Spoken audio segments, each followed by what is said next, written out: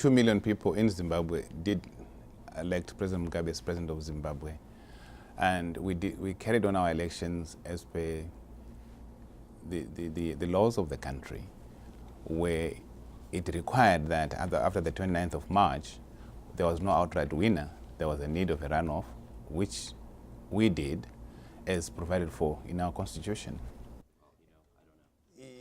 But there will be clause. I think the Americans won't be interested in having anything to do. The issue of sanctions, it's a non-issue. I'm not even bothered. I won't even lose sleep over it, because they have no case to justify that before the Security Council. Really, if they are honest, there's no case to ask the Security Council to impose sanctions on Zimbabwe. We are not a threat to international peace and security. And furthermore, within the workings between the United Nations and regional organizations like the AU, the South Africans are engaged in mediation in Zimbabwe. What's the point of spoiling an environment where somebody is mediating and you want to complicate the situation?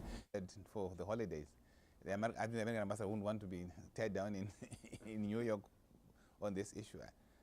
The South African and the Chinese, I think they are very objective. They are looking at the issues. We don't have a quarrel with South Africa. We don't have any quarrel with the Chinese. So they are more objective. Whereas when you look at the UK and the United States and members of the European Union, they are in one.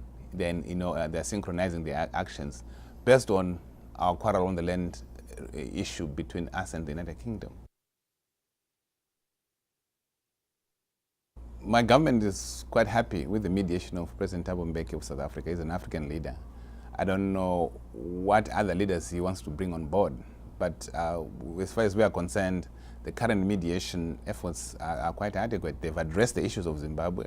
Even when we had the elections in March, it was the direct result of the mediation efforts of the South African president, and we are quite confident that he has the interests of the region at heart. But there will be clause. I think the Americans won't be interested in having anything to work over most of them. President Mugabe is the president of Zimbabwe. He was inaugurated on Sunday, and he is president of Zimbabwe. He was elected by over 2 million people. There's nothing that can change that. They might wish otherwise, but the reality on the ground is he is the president of Zimbabwe.